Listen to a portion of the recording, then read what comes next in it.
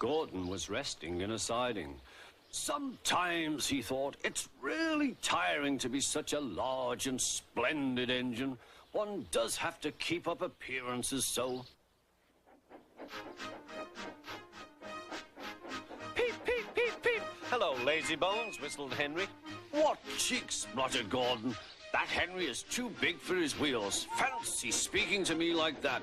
Me, who has never had an accident.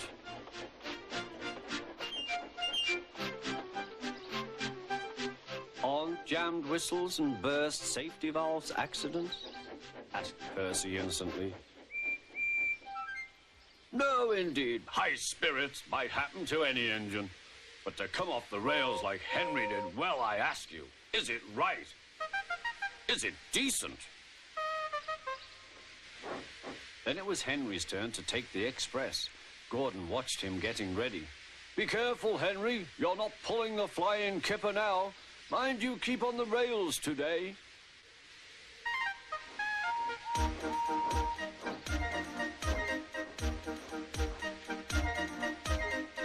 Henry went off in a huff, and Gordon yawned and went to sleep. But not for long. Wake up, Gordon, said his driver. A special train's coming, and where to pull it? Is it coaches or freight cars? Cars, said his driver. Cars, said Gordon. Puh.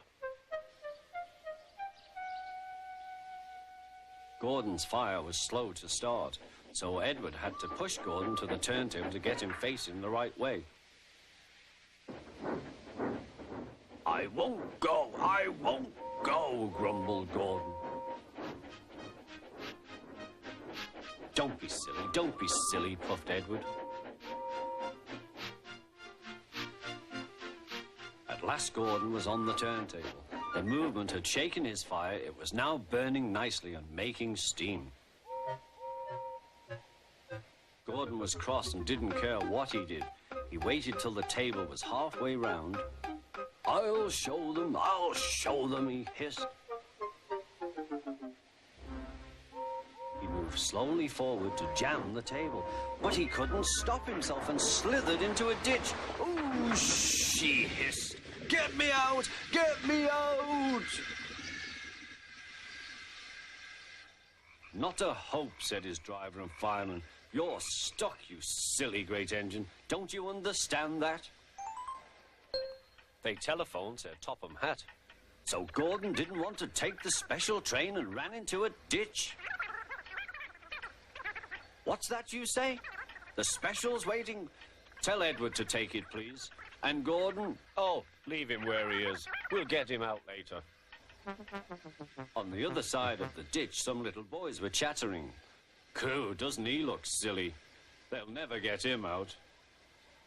They began to sing. Silly old Gordon fell in a ditch, fell in a ditch, fell in a ditch. Silly old Gordon fell in a ditch, all on a Monday morning. Gordon lay in the ditch all day. Oh dear, he thought, I shall never get out. But that evening they lifted Gordon and made a road of sleepers under his wheels to keep him from the mud.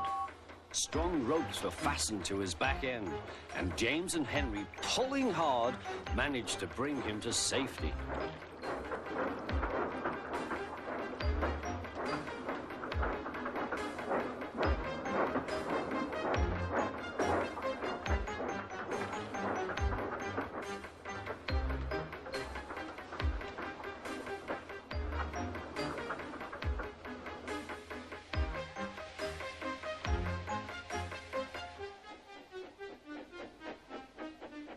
Late that night, Gordon crawled home, a sadder and wiser engine.